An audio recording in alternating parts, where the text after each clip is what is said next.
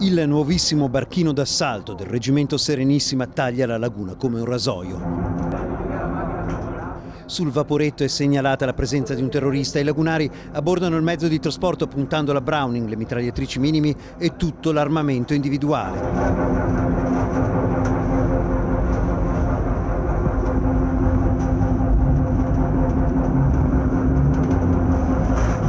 In un attimo sono con grande abilità tra i passeggeri, individuano il sospetto da portare via. È un'esercitazione, ma il livello di realtà è notevole. Alza in piedi! Alzati! Alzati!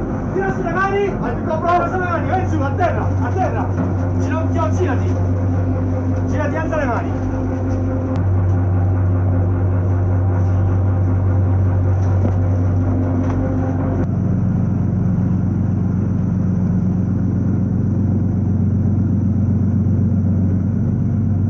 Come erano arrivati, se ne vanno, lasciando solo la scia.